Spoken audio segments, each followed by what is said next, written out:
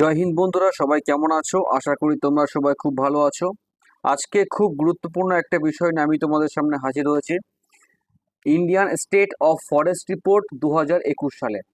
বন্ধুরা, এই রিপোর্টটা প্রতি 2 বছর অন্তর অন্তর আসে। আজকে সম্পূর্ণ আলোচ্য বিষয় হবে 2021 সালের Indian state of forest report অনুযায়ী আমাদের কি কি তথ্য আমরা পেয়েছি।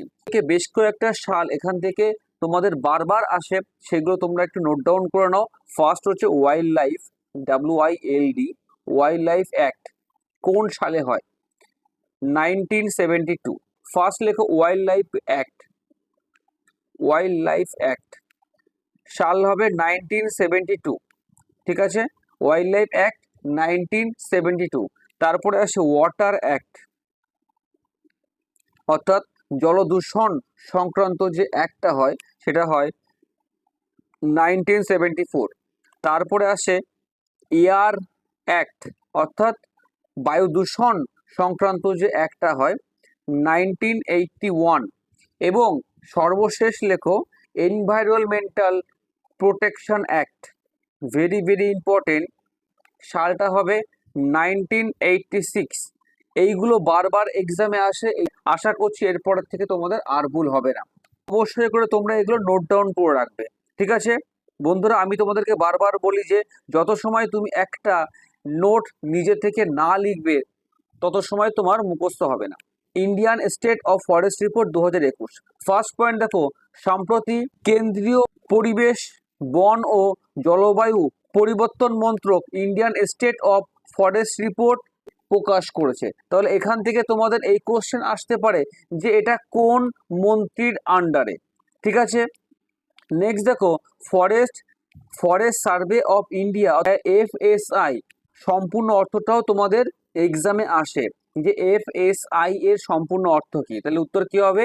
Forest survey of India. ঠিক আছে, ভারতের অরণ্য রিপোর্ট তৈরির জন্য LISS-3, very very important, LISS-3 উপগ্রহ চিত্র ব্যবহার করেন। তাহলে তোমার এই কোশ্চেনটা খুব ইম্পর্টেন্ট যে কোন উপগ্রহ চিত্র forest survey of India report তৈরি করতে ব্যবহার করা হয়। উত্তর কি হবে?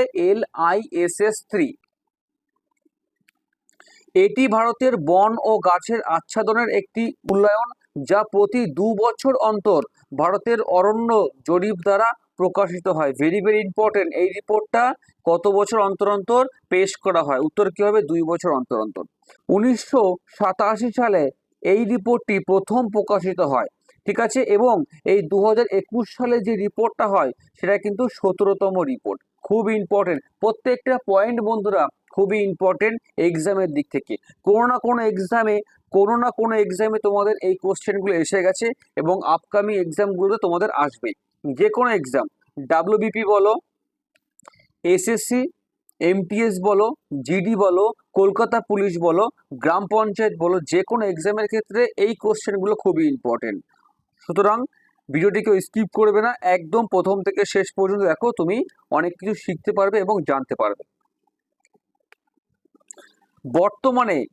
বর্তমানে ভারতের মোট অরণ্য এবং বৃক্ষের আচ্ছাদন 80.9 মিলিয়ন হেক্টর, যা সমগ্র ভৌগোলিক এলাকার 24.62%।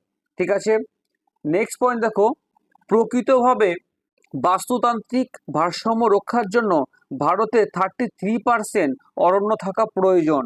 তাহলে এই কোশ্চেনটা তোমাদের আসে যে বাস্তুতন্ত্র রক্ষার জন্য ভারতে কত পার্সেন্ট অরণ্য থাকা প্রয়োজন? উত্তর কি হবে? 33% রাখা প্রয়োজন। 2019 সালের তুলনায় ভারতে মোট অরণ্য এবং বৃক্ষ আচ্ছাদনের পরিমাণ গত 2 বছরে 2261 বর্গ কিলোমিটার বৃদ্ধি পেয়েছে। খুব ইম্পর্টেন্ট বন্ধুরা, আমি বলছি প্রত্যেকটা ইম্পর্টেন্ট, একটা পয়েন্টও এরকম নেই যে যেখান থেকে তোমাদের কোশ্চেন আসতে পারে না। ঠিক আছে, ভারতের মোট অরণ্য বৃদ্ধি পেয়েছে 1540 বর্গ কিলোমিটার এবং বৃক্ষের আচ্ছাদন বৃদ্ধি পেয়েছে 721 বর্গ কিলোমিটার। ভারতের মোট অরণ্যের মধ্যে ওপেন ফরেস্ট আছে 9.34%, মিডিয়াম ডেন্স ফরেস্ট আছে 9.33% এবং ভেরি ডেন্স ফরেস্ট আছে 3.04%। ভারতের মোট অরণ্য আচ্ছাদনের 57% অধিকার করে আছে। ভারতের মোট অরণ্য আচ্ছাদনের 57% অধিকার করে আছে মাঝারি ঘন অরণ্য এবং খুব ঘন অরণ্য। যে 5টি অঞ্চলে সর্বাধিক পরিমাণ অরণ্য নষ্ট হয়েছে তা হচ্ছে অরুণাচল প্রদেশ, মণিপুর, নাগাল্যান্ড, মিজোরাম এবং মেঘালয়। এইগুলো তোমাদের সবই নর্থ ইস্টের কান্ট্রি। ঠিক আছে, এগুলো সবই নর্থ ইস্টের স্টেট, অর্থাৎ উত্তর পূর্ব ভারতের স্টেটের মধ্যে পড়ছে। ভারতে পাহাড়ি এলাকাগুলিতে মোট বনভূমির পরিমাণ হ্রাস পেয়েছে 902 বর্গ কিলোমিটার। তাহলে বন্ধুরা দেখো কি পরিমাণে আমাদের অরণ্য ছেদন হচ্ছে। এখন কিন্তু সেই জন্যই আগের থেকে অনেক বেশি পরিমাণে গরম আমরা অনুভব করছি এবং অনেক অনেক পরিমাণে বৃষ্টিপাত কিন্তু কমে গেছে। ধীরে ধীরে আমাদের যত পরিমাণে বনভূমি কমতে থাকবে তত কিন্তু আমরা এইগুলো বেশি পরিমাণে দেখতে পাবো। ভারতের প্রথম বড় 7টি শহরের মধ্যে সবথেকে বেশি পরিমাণে বনভূমি রয়েছে কোথায়? দিল্লিতে। এবং সবচেয়ে কম অরণ্য আচ্ছাদন রয়েছে কলকাতায়। তাহলে বন্ধুরা দেখো আমাদের কলকাতায় কিন্তু সবথেকে কম পরিমাণে বন আচ্ছাদন আছে। যদি বলা হয় আমাদের যে 7টি বড় শহর আছে তার মধ্যে কলকাতায় কিন্তু সবথেকে কম পরিমাণে বৃক্ষ আচ্ছাদন এলাকা আছে। ভৌগোলিক আয়তনের ভিত্তিতে ম্যানগ্রোভ অরণ্যের ভেরি ভেরি ইম্পর্টেন্ট, খুবই গুরুত্বপূর্ণ এই পয়েন্টটা।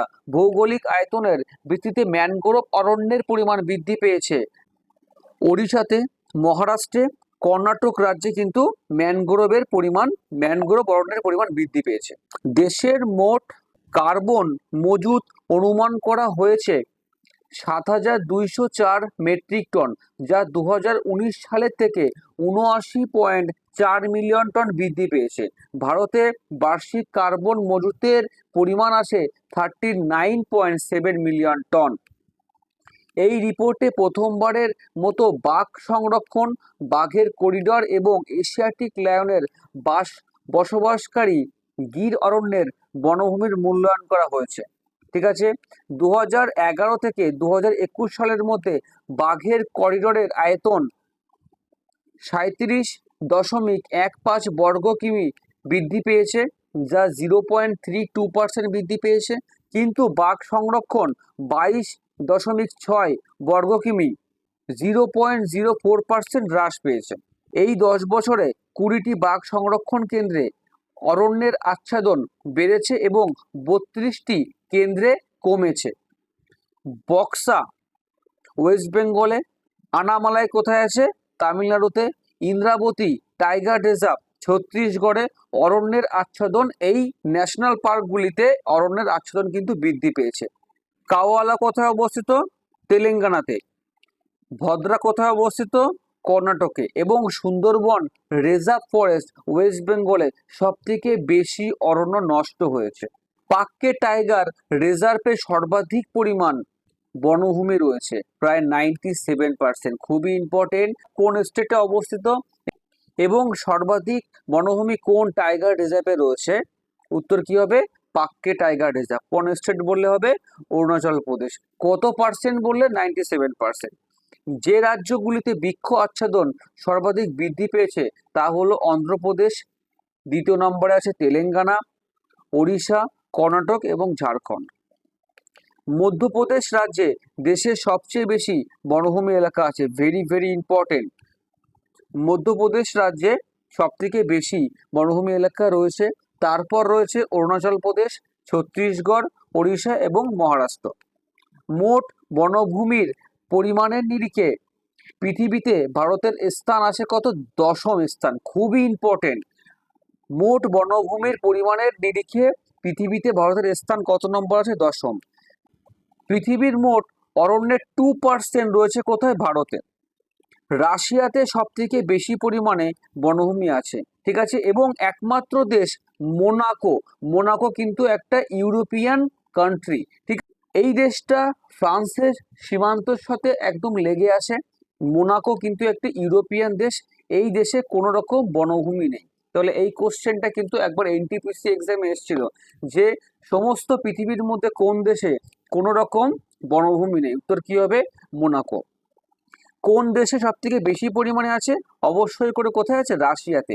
ভারতের স্থান কত নম্বরে আছে? 10 নম্বর। ঠিক আছে। আর যদি বলে কত পার্সেন্ট আছে? 2% আছে ভারতে। মোট ভৌগোলিক এলাকার শতাংশ হিসেবে বনভূমির পরিমাণ সব থেকে বেশি আছে মিজোরামে। যদি বলা হয় যে কোন স্টেটে সব থেকে বেশি পরিমাণে বনভূমি আছে, তাহলে হবে মধ্যপ্রদেশ। এবং যদি পার্সেন্টেজ উল্লেখ করে দেয়, অর্থাৎ শতকরা হিসেবে, আমি হাইলাইট করছি, শতকরা হিসেবে যদি বলা হয় যে বনভূমির পরিমাণ কোন স্টেটে সব থেকে বেশি পরিমাণে আছে, তাহলে কি হবে? অবশ্যই করে মিজোরাম। মিজোরামের রাজধানী কি? অবশ্যই কি হবে উত্তর? আইজল। ঠিক আছে। কত পার্সেন্ট? 84.53%। বন্ধুরা এখন কিন্তু পার্সেন্টগুলো উল্লেখ করে দিচ্ছে এক্সামে, কারণ এক্সামের লেভেল যত দিন যাচ্ছে কিন্তু আমাদের হাই লেভেলে হচ্ছে। ঠিক আছে। এই জন্যে সেই গতানুগতিকভাবে আমাদের যেই কোশ্চেনগুলো আজ থেকে 10 বছর আগে আসতো, সেরকম লেভেলে কিন্তু এখন পড়লে হবে না, এখন নিজেদেরকে আপডেট করতে হবে। ঠিক আছে। তারপর আছে কোথায়? তারপর আছে অরুণাচল প্রদেশ, মেঘালয়, মণিপুর এবং নাগাল্যান্ড। সবগুলোই কিন্তু কোথায়? সবগুলোই কিন্তু আমাদের উত্তর পূর্ব ভারতের স্টেটের মধ্যে পড়ছে এগুলো। দেশের মোট ভৌগোলিক এলাকার 33% বনভূমি এলাকা ভারতের 17টি রাজ্য অধিকার করে আছে। ভারতে ম্যানগ্রোভ অরণ্যের মোট পরিমাণ 4,992 কিলোমিটার, যা 2019 সালের তুলনায় 17% বৃদ্ধি পেয়েছে। Very very important. ভিডিওটি শেষ পর্যন্ত দেখার জন্য বন্ধুরা অসংখ্য অসংখ্য ধন্যবাদ। এই ধরনের আরো ইন্টারেস্টিং ভিডিও তোমরা যদি পেতে চাও, অবশ্যই অবশ্যই করে এই চ্যানেলটাকে সাবস্ক্রাইব করে রাখো। ভালো লাগলে একটা লাইক করে দিও, বন্ধুদের মাঝে শেয়ার করতে একদম ভুলো না বন্ধুরা। আবার দেখা হচ্ছে নেক্সট কোনো ভিডিওতে। জয় হিন্দ, জয় ভারত।